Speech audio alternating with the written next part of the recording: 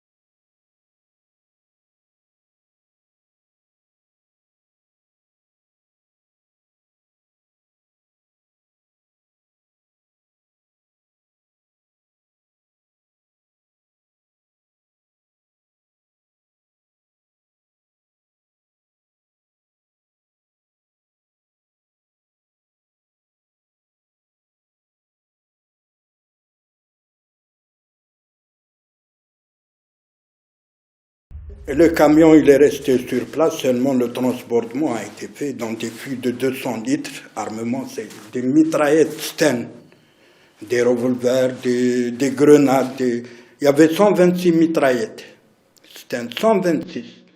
De quoi alimenter 3 كتيبة de l'ANM. بدأ روبert لاكوست ومعه فرنسا الاستعمارية يدركون أن لديهم أعداء آخرين إنهم فرنسيون مثلهم. قوة الجيش زادت انتشارا.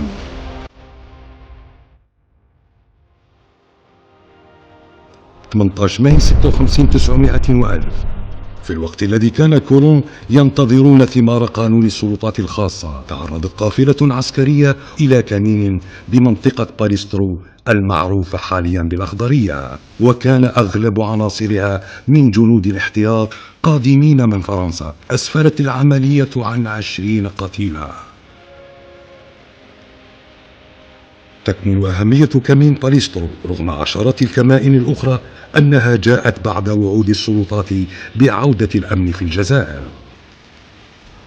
الضحايا هذه المرة قادمون من فرنسا، الحرب لم تعد تعني فرنسي الجزائر فقط، بل أصبحت تؤثر على عائلات تعيش داخل التراب الفرنسي. الجزائر العاصمة تحت الحصار، الحواجز العسكرية في كل مكان، عملية التفتيش دورية امتدت حتى إلى الفرنسيين أنفسهم. جونفي 57 900 ألف استدعى روبير لاكوست الجنرال ماسيو ومنحه كل الصلاحيات للقضاء على جبهة التحرير الوطني نهائيا، وأصبح للجيش كل الصلاحيات والسبل باستعمال كل الطرق البشعة والتعذيب الهمجي، التعذيب الذي ظل ممارسا من طرف الجيش الفرنسي وسيعرف انتشارا واسعا خلال هذه المرحلة. La torture n'a jamais cessé d'être utilisée par la France depuis son occupation de l'Algérie. Ce qui a changé, c'est peut-être l'intensité et la généralisation à l'ensemble de la population. سيظل التعذيب بالنسبة لماسيو، بيجا، فرانكيه، ديجي، أوساغيس الوسيلة الوحيدة التي تمكنهم من الحصول على اعترافات المجاهدين ويسمح لهم بالتضييق والقضاء على جبهة التحرير الوطني بالعاصمة. Et ce qui va se passer à Alger va entraîner le conflit dans une autre catégorie de guerre. C'est-à-dire que ce que vont vivre, entre autres les Algérois, mais de la Casbah et d'ailleurs, mais il n'y a pas que, mais ça fait, c'est sur eux qu'on bloque, qu'on va parler. Ce qu'ils vont vivre va être pratiquement inédit. C'est pas Paris occupé par les Allemands, hein, c'est pas Moscou occupé par les troupes de Napoléon. C'est une armée qui va prendre mètre carré par mètre carré un quartier dans lequel on va enfermer une population qui n'aura le droit qu'à une seule chose, qui va lui rester qu'une seule chose, c'est le droit de respirer. 23 فبراير 57 900 ألف إلقاء القبض على أحد القادة في جبهة التحرير الوطني محمد العربي بن مهيدي وسط العاصمة.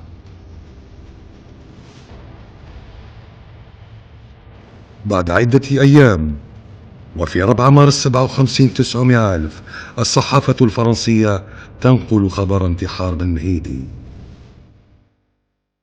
Si Ben Mehdi était dans une maison de torture aux environs d'El-Biar, près d'El-Biar.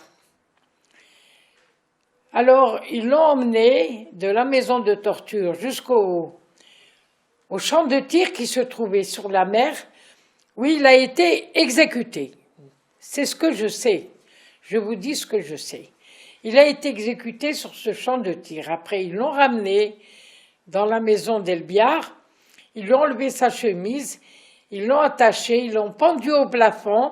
Ils ont fait croire qu'il s'était suicidé, qu'il s'était pendu. Je me demande comment il aurait pu monter jusqu'au plafond.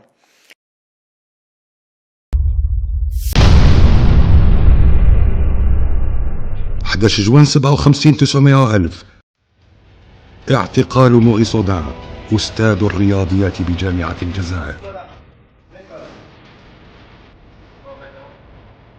Déshabille-toi. Je t'ai dit de te déshabiller. Déshabille-toi, sinon je te ferai déshabiller. Pas méga. D'accord? Allez, allez! Pour l'indépendance de l'Algérie. C'est vrai? T'as vu? Quoi? Répète! لكن من هو موغي صودان ولماذا اعتقل؟ Maurice Audin est né en 1932 et donc en 1942 à Alger il y a eu le débarquement des Alliés, des Américains qui ont occupé un certain nombre d'emplacements, disons.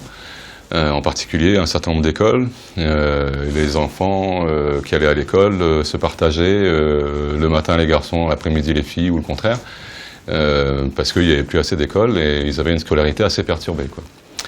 Donc, mon grand-père, qui était gendarme, avait la possibilité de mettre son fils dans une école militaire à Mamriga, donc, et l'a donc envoyé pour qu'il ait une scolarité normale. Donc il a commencé sa scolarité dans une école militaire, et au fur et à mesure qu'il a avancé dans sa scolarité, il a été envoyé à l'école, je crois que ça s'appelait l'école préparatoire d'Autun.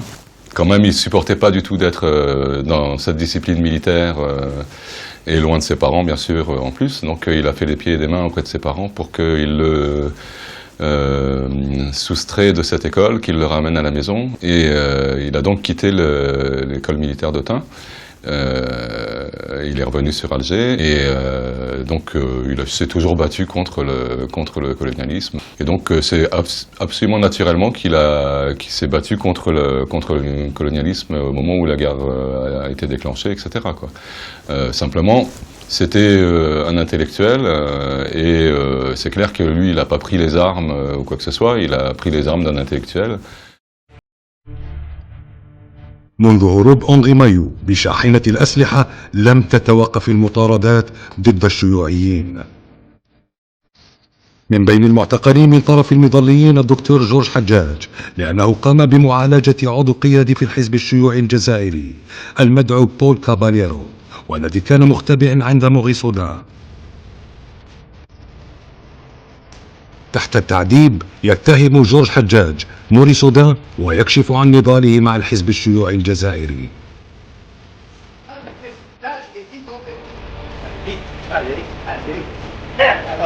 Allez, encore ensuite, allez, ne me regarde pas.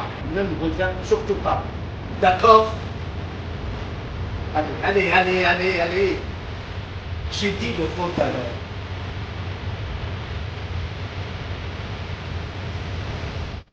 La cible réelle des parachutistes, ce sont les dirigeants du Parti communiste algérien, André Moine et Paul Caballero. بول كاباليرو أحد أعضاء إدارة الحزب الشيوعي الجزائري مثل أندري موان، وكان مبحوث عنهما من طرف الجيش الفرنسي بتهمة مساعدة جبهة التحرير الوطني في صناعة القنابل. Alors, vous avez réfléchi? Parlez. Je le cherche. Allez, on le met dans la pièce à côté. Il y a plus de place. On pourra mieux travailler. Exécution!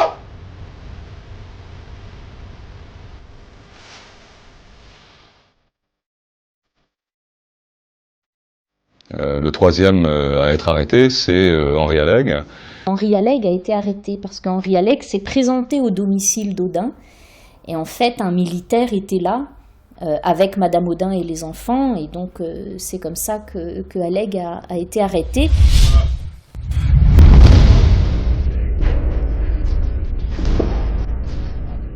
Dieu, il est en train de crever ce connard. Il n'est pas question de secret, mon pote. Tu dois parler d'abord. Allez, réveille-toi, connard. Réveille-toi. Je te demandais de te réveiller. Tu vas te réveiller, nom de Dieu. Alors. Il est torturé pendant 10 jours. Mais une torture absolument abominable. Et, à notre connaissance, il tient. Et 10 jours après ces tortures, il rencontre Henri Alleg, qui lui aussi a été torturé, mais peut-être un peu moins qu'Audin, puisque bon, il y a un jour de décalage. Et il dit à Henri, tu sais, Henri, c'est dur.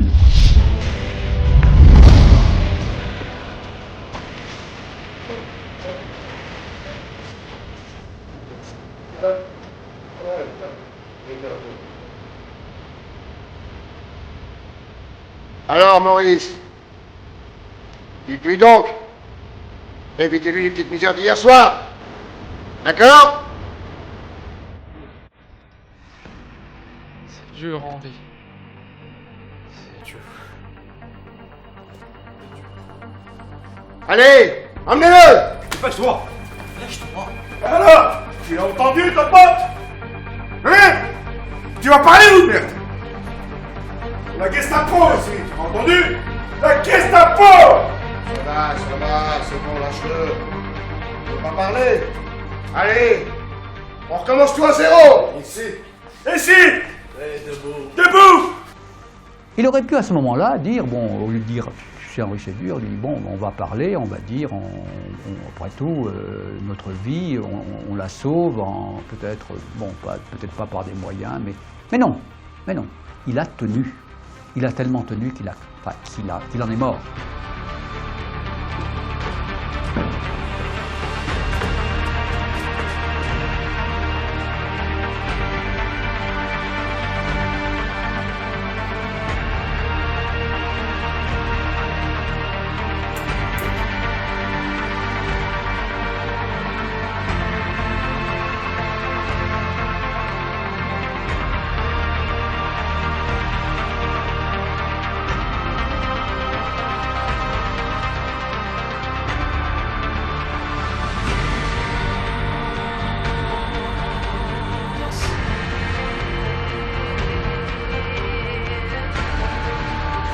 Maurice Audin, visiblement, il n'a pas résisté aux séances de torture.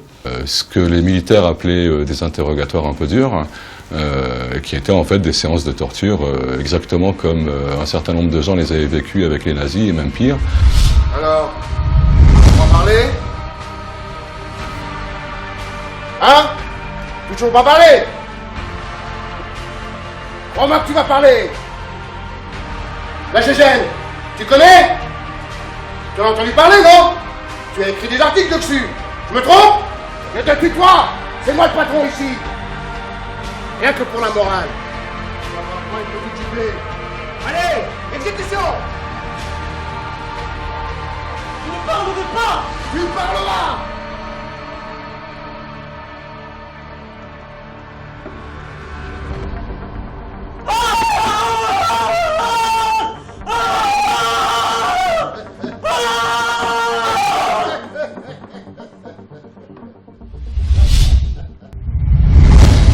Ce qui est sûr, c'est que ça a duré quand même pas mal de temps, puisque Henri Alleg le raconte, il est resté quand même pas mal de temps à subir les séances de torture. Hein, salaud. Il est à toi, chef. Fais ce que tu veux. Ici. Voilà.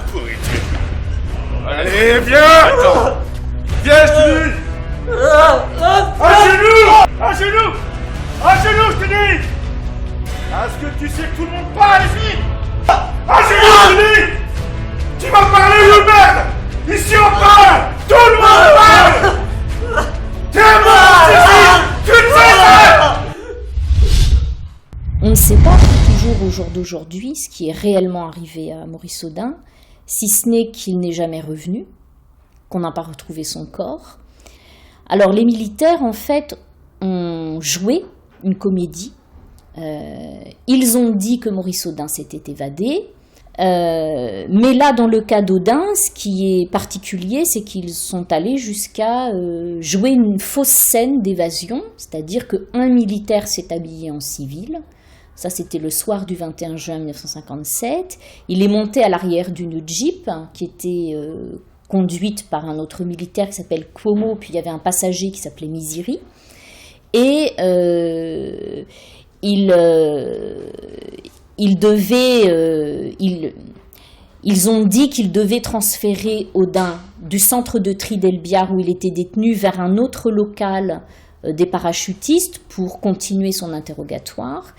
Et le militaire qui était assis en civil derrière, qui jouait le rôle d'Audin, en fait, a sauté de la Jeep à un moment donné sur le trajet, ce qui leur a permis d'avoir un témoin, puisqu'il y a un monsieur qui habitait dans l'endroit où c'est arrivé, qui a témoigné qu'il avait vu une Jeep conduite par deux militaires et un homme en civil sauter de la Jeep dans un tournant et s'enfuir. Et donc cette version, selon laquelle Maurice Audin s'est évadé, est restée jusqu'à aujourd'hui la version officielle de l'armée française. Visiblement, mon père a été arrêté le 11 juin et il a soi-disant été évadé, il s'est soi-disant évadé le 21 juin, ça veut dire qu'il a été assassiné le 21 juin. On sait parfaitement ce que ça veut dire à l'époque. Il s'est évadé, ça veut dire qu'on l'a assassiné, il n'y a pas de souci. Hein. On s'est débarrassé de lui et on l'a assassiné. Donc les militaires se sont retrouvés avec un problème d'avoir tué ce type-là, dont ils se rendaient compte au dernier moment que ça allait leur créer des problèmes. Et donc je pense que ça a certainement sauvé la vie aux autres, hein, le fait d'avoir du tout arrêté à ce moment-là et d'avoir dû faire un simulacre d'évasion, etc. Il est clair que le fait qu'un des trois soit mort a fait que les deux autres ont pu s'en sortir, certainement. Tout de suite, sa femme sait très bien quels sont les risques d'une arrestation par les parachutistes, parce qu'on est en juin 1957, ça fait 6 mois que les militaires ont les pouvoirs de police à Alger, et tout le monde sait que d'une part la torture est massivement pratiquée, et d'autre part qu'il y a des disparitions après les arrestations, donc des gens qui ont été exécutés ou qui sont décédés pendant les séances de torture. Donc elle alerte tout de suite toute une série d'autorités pour essayer de savoir où est son mari, où est-ce qu'on l'a emmené. Quand ma mère a à peu près immédiatement essayé de savoir ce qui s'était passé, s'est jetée dans la gueule du loup en allant voir les militaires pour essayer d'avoir des nouvelles, en exigeant des rendez-vous, en exigeant de le voir, etc. Et puis ensuite, elle a été immédiatement voir les avocats qui arrivaient à venir jusqu'à Alger. En l'occurrence, à l'hôtel Aletti, il y avait un certain nombre d'avocats qui réussissaient à passer de temps en temps et qui pouvaient, donc Jules Borker, Pierre Braun, qui pouvaient donner un coup de main, essayer de commencer à lancer des démarches juridiques, judiciaires, etc. Et effectivement, elle a passé tout l'été à essayer de contacter des universitaires français, à essayer de contacter des gens qui avaient écrit dans Le Monde contre la guerre d'Algérie ou contre la torture, ou pour essayer de remuer un peu tout le monde. Et donc, effectivement, les intellectuels se sont remués, ils ont créé un comité Odin, Pierre Vidal-Naquet, qui était un jeune professeur assistant à la fac de Caen, a répondu à ma mère en lui disant que le mieux ce serait de faire une enquête et de bien mettre en relief tout ce qu'elle savait, tout ce qui s'était passé pour savoir, pour essayer de faire sortir la vérité, quoi. Pierre Vidal-Naquet, c'est un historien spécialiste de l'histoire de la Grèce ancienne. Et lui a repris les pièces du dossier et il a composé un livre dans lequel Jérôme Lindon a joué un grand rôle. Jérôme Lindon qui dirigeait les éditions de Minuit. En fait, il a fait le livre avec Pierre Vidal-Naquet. Donc ils ont repris toutes les pièces du dossier et ils ont démontré que l'évasion était une mise en scène en reprenant les papiers qui avaient été fournis.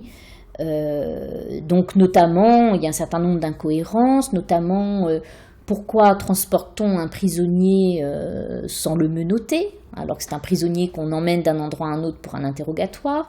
Et puis il y a un autre élément aussi qui est celui de la corpulence, c'est-à-dire que le militaire qui a joué le rôle d'Odin n'avait pas du tout un physique semblable à celui d'Odin, c'était quelqu'un qui avait une bonne carrure, ce qui n'était pas le cas de Maurice Odin.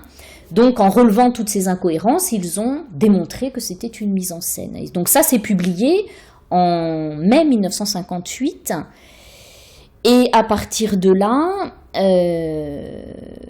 ils se sont lancés dans la quête de la vérité. C'était une quête très difficile,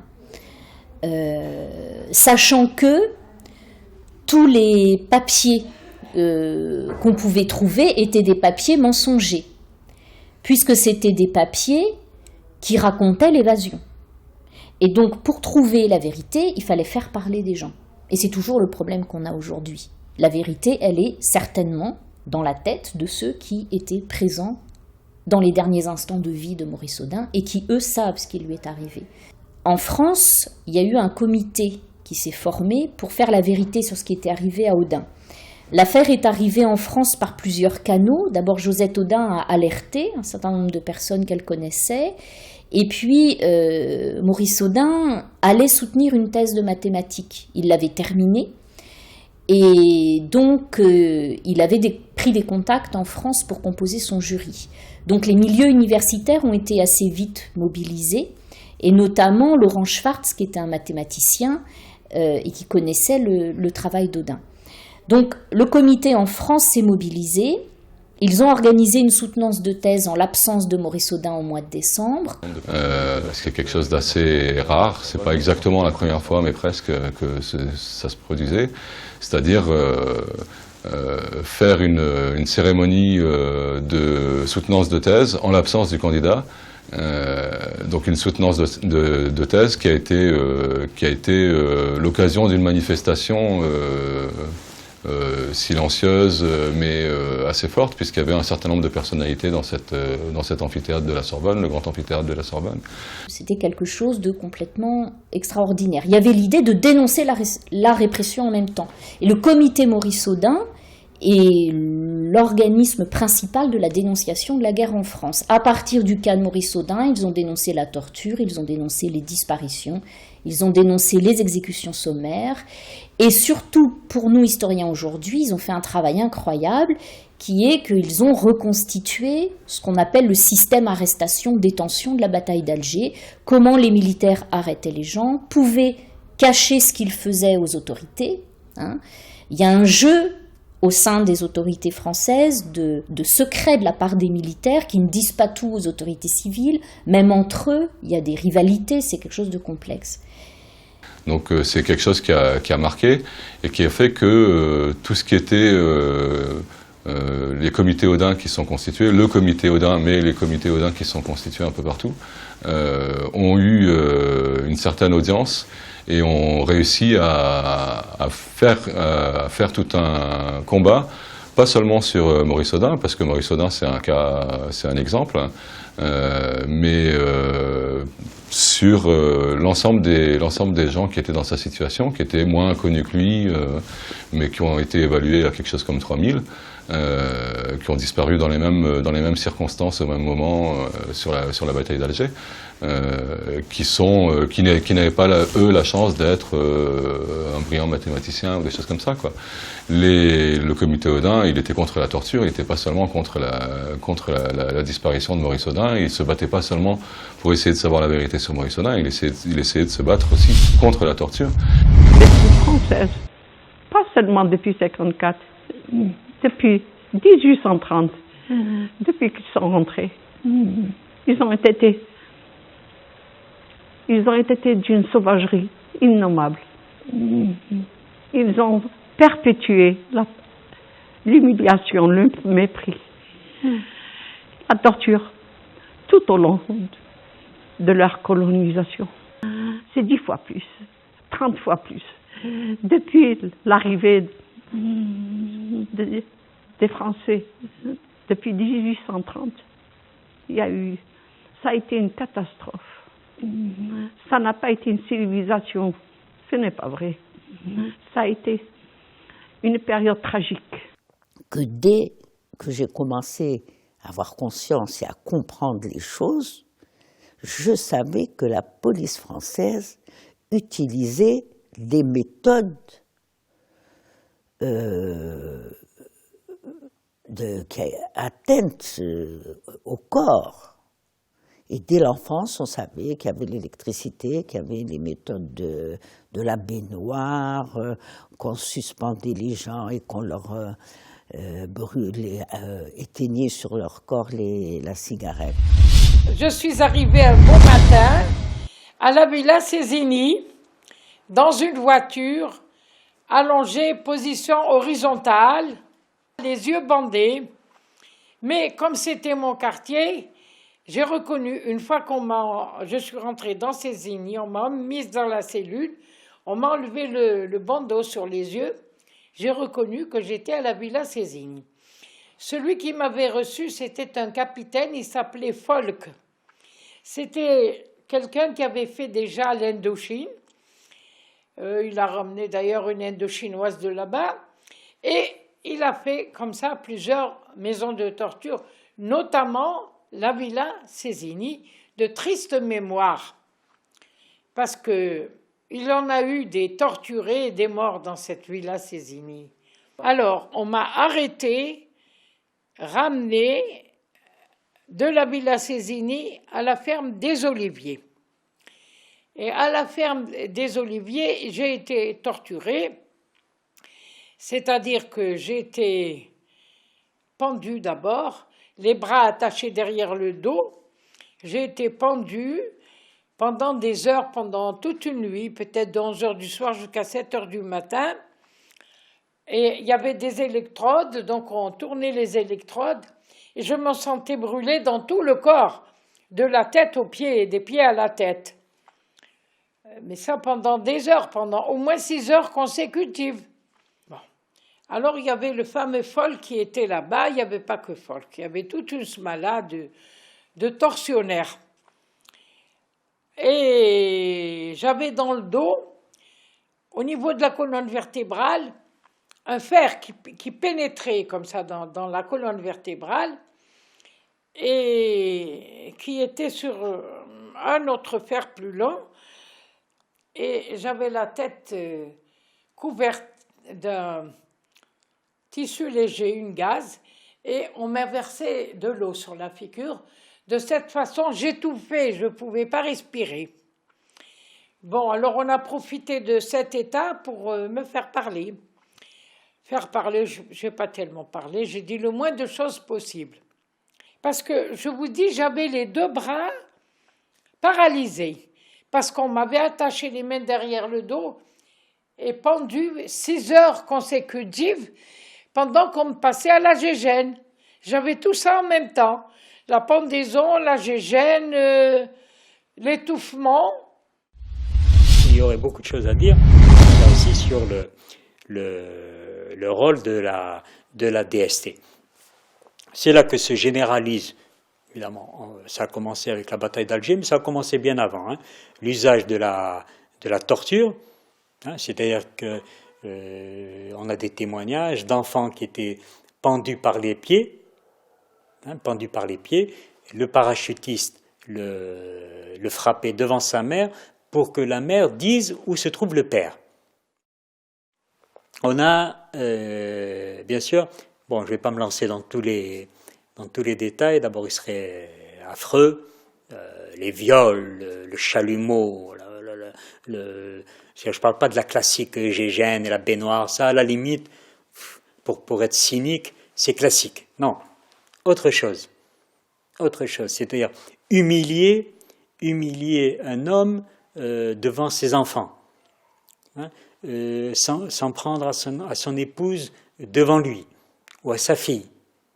C'est-à-dire des attitudes qui aujourd'hui paraissent incroyables, constituées face à ce type de choses. À l'hôpital Mustapha. Et puis le surlendemain, on m'a transféré au centre de torture de Paradou. Bon, c'est là mon calvaire a débuté vers le 1er octobre 1957. La personne qui s'est présentée à moi, c'était Graziani, capitaine Graziani, qui a commencé, qui connaissait très bien l'arabe, qui me parlait en arabe, mais d'une façon très grossière. Bon, c'est un chapelet d'injures et d'insultes à chaque fois. Bon, passe pour les gifles, passe pour les coups de pied, parce que j'étais sur un lit de camp, toute nue. Passe pour ça. Ça, ce n'est pas la torture pour moi, ce sont des caresses. D'une façon atroce, bon, j'ai été, déshonorée plusieurs fois. Et à chaque fois, c'était d'une façon atroce. C'était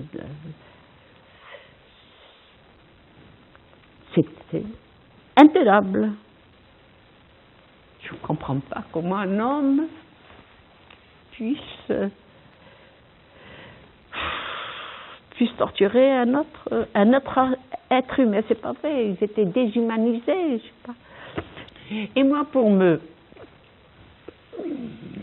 pour activer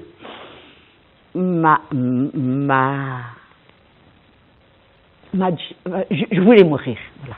Je voulais mourir et arrêter cette torture barbare. Je Je les provoquais en les insultant, en les injuriant, pour qu'ils puissent tirer sur moi, que c'est terminé, voilà.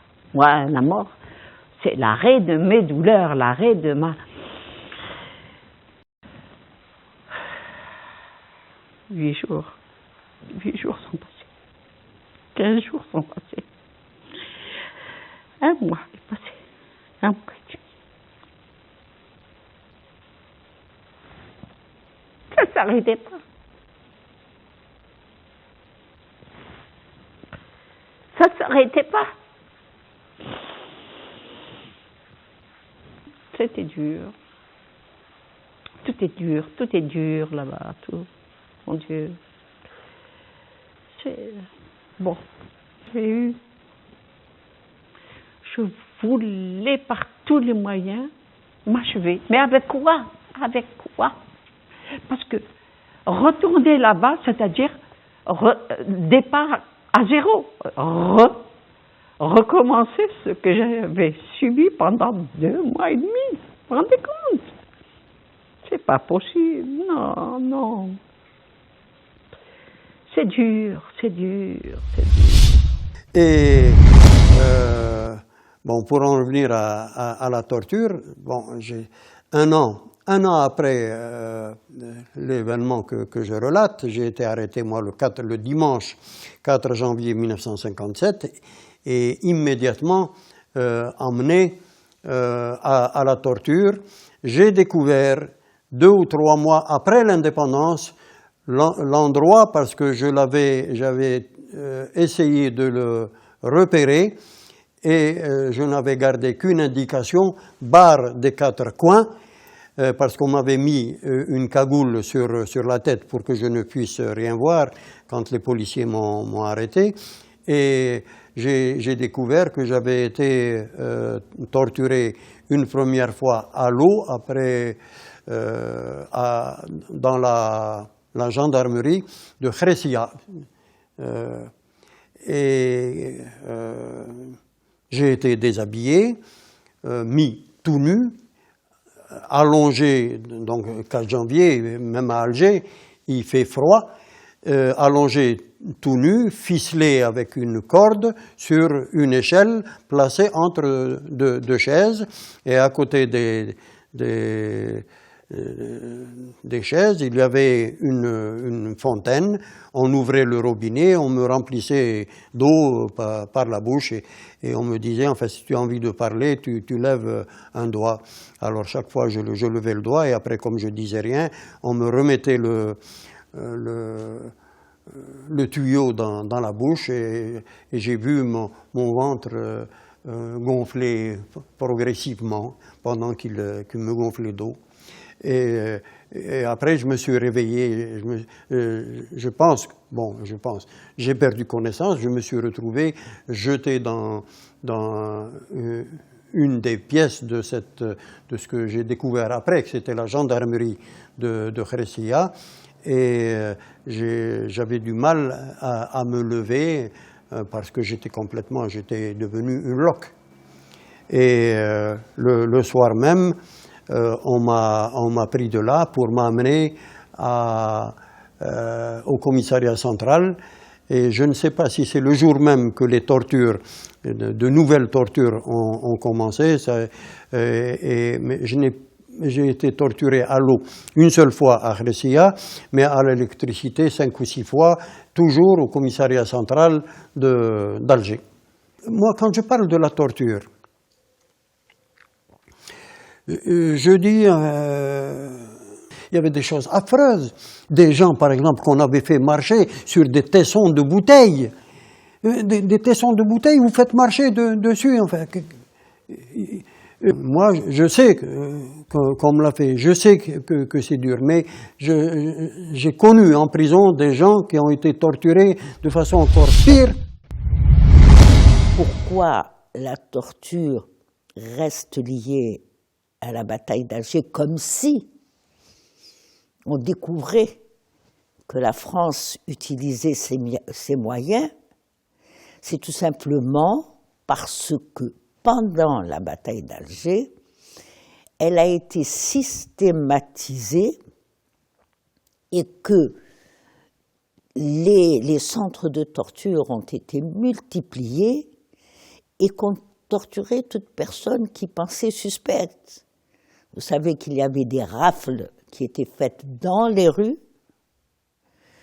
et que ces personnes qu'on avait pris comme ça, par exemple, ils allaient ils bloquaient la rue Randon, à l'entrée de la rue Randon, puisqu'elle continue par la rue Marengo. Un matin, ils bloquaient ces rues et ramassaient tout ce qui existait dans cette rue. On les emmenait dans des camions, on les déversait dans les stades, et notamment au stade de Saint-Eugène, par exemple. On a arrêté, on a la photo, là, on a retrouvé la photo d'un capitaine de l'ALN enchaîné avec un couteau entre les dents. Évidemment, ça lui cisaillait les lèvres. Ça lui cisaillait les lèvres, et puis il le traînait comme il avait mis une corde au cou, et il le traînait au milieu du village. Ou alors, tuer quelqu'un et jeter son corps au milieu du village, et obliger tous les villageois, c'est pas une invention, obliger tous les villageois à venir. Voyez votre héros, voilà ce qu'on en fait. Et je passe et des pires. Je passe et des pires, des choses que la décence interdit de dire. Et tout ça, c'est pas simplement en 56-57. Hein, on est bien en 58, en 59, sauf que ça n'a pas atteint le moral de la population.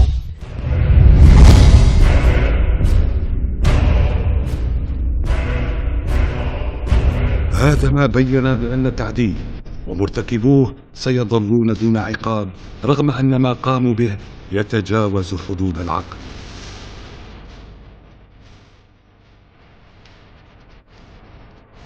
إن التعذيب الوحشي الذي مارسه الجيش الفرنسي في الجزائر دفع بعض الضباط إلى الاستقالة مثلما فعل بول تيجان.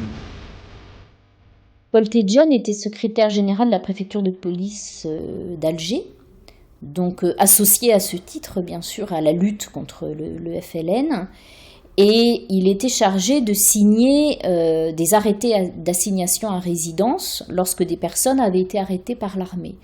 Donc il était d'une certaine façon responsable des personnes qui avaient été arrêtées et dont on lui avait signalé le sort. Et Paul Tidjane a remis une première fois sa démission à Robert Lacoste en mars 1957 en invoquant les traces de torture qu'il a vues sur des internés algériens dans des centres de détention qu'il avait visités. Et donc, c'est comme Edmond Michelet, ministre de la Justice, il explique qu'en tant qu'ancien résistant et connaissant les martyrs de la résistance française pendant la Seconde Guerre mondiale, c'était quelque chose d'absolument inadmissible pour lui. Sa démission est refusée et elle est finalement acceptée en septembre 1957. J'étais passé par la torture, moi, en 1943. Plusieurs fois par la Gestapo. Vous savez comment on humilie un homme, comment on ne le respecte pas, comment on arrive à le réduire à zéro, plus le camp de concentration d'un chaud, ça me suffisait. Je ne pouvais pas supporter que les Français agissent de même. Lorsque vous arrêterez quelqu'un, vous avez raison, parce que vous avez les pouvoirs de police. Bien. Sauf celui-là, vous me donnerez tous les matins le nom des gens que vous avez arrêtés. Vous les assignerez à résidence chez vous, dans le quartier militaire où ils étaient. Et vous me les rendrez à la sortie. Ils ne me les ont pas tous rendus. On a signé 24 000 sous mon nom, sans aucun pouvoir, parce que la délégation de l'autorité militaire était complète. Sauf l'assignation en résidence, mais je n'avais pas moi le droit d'assigner en résidence. C'est le préfet qui l'avait. Je ne vais pas demander son avis, j'ai assigné en résidence moi-même. 24 000. Il en manque 4 000. On ne m'a pas rendu 4 000. Lorsqu'au mois de septembre 1956, 57, j'ai fait le compte, il m'en manque trop. Où sont-ils? Dans les camps, à Pont-de-Cazel, même pas. Je suis allé à Pont-de-Cazel pour voir, il n'y était pas. Il a disparu. Les ouèdes, la mer, les renvoyés. Renvoyer les crevettes Bijard, comme ça qu'on appelait les hommes. On mettait les pieds dans une bassine de ciment. Quand c'est pris, on les larguait en hélicoptère dans la mer. On ne peut pas admettre ça, on ne peut pas la guerre comme ça, c'est pas possible. لقد عُمل الجزائريون كأنهم بشر من الدرجة الثانية أو أقل من ذلك، ويحقوا فيهم كل أنواع التعذيب والوسائل القمعية البربرية. Je crois que pour quelqu'un de normal, ça n'est pas facile de torturer un autre homme. Mais on n'appelait pas les Algériens des hommes, on les appelait des ratons ou des bougnoules. Et alors à ce moment-là, ça devient facile de torturer un bougnoul parce qu'on se figure que ce n'est pas un homme. Dans l'esprit de ces soldats et ces officiers, etc., à considérer les autres comme des infra-humains, ce n'est pas des hommes. Par exemple, lorsqu'un soldat voulait avoir une prime, c'était au nombre de têtes coupées qu'il ramenait. Et donc, s'il a ramené une tête, il avait droit à tant. S'il en ramenait 2 ou 3 ou 4 ou 5 ou 10, il avait une prime en fonction de soit la tête, ou un peu plus tard, pourquoi j'en sais rien, les oreilles. Il fallait ramener 2 oreilles. Si j'ai ramené 2 oreilles, bon, alors on s'en fiche si la victime soit morte ou pas, hein, il fallait ramener 2 oreilles. Et ça va se retrouver, d'après les histoires, d'après les souvenirs de certains militaires français. Hein. Le racisme aussi, parce que ça, faut en parler. C'était quand même... Ils étaient considérés comme des sous-hommes, hein, c'était ça, hein. C'est ça qui m'a choqué quand je suis arrivé. J'ai bien vu les Européens du village, pas tous. Il y en avait malgré tout qui ont toujours respecté les Français musulmans. Il y en avait. Mais par contre, il y en avait d'autres. Un jour, une commerçante a proposé à un appelé de ramener des oreilles de Félaga et on lui paierait l'apéritif. Pensez bien que le lendemain, le premier type qui se baladait sur une piste à 3 km de chez nous, il a été abattu. C'était une personne âgée, c'était un berger. Il n'a pas répondu assez vite aux sommations. Enfin, bon. On lui a coupé les oreilles. On a ramené les oreilles dans un mouchoir. On a mis les oreilles sur le comptoir et il a eu sa tournée d'apéritif. C'est-à-dire que cette barbarie va traverser les 132 années de présence française. Maurice Audin, c'était quand même pas un petit Mohamed ou un petit qui m'a connu Goulou Aouled, Ta'al Qasba, ces indigènes qui pour eux n'étaient pas totalement des êtres humains. Maurice Audin était un Européen, c'était un professeur de maths à l'université, il avait donc un statut social, et à cette époque, il avait une telle fureur, une telle férocité, que même la qualité de Maurice Audin ne les a pas fait reculer. Et Maurice Audin a été torturé, il a tout connu, Henri Allègre en parle très bien.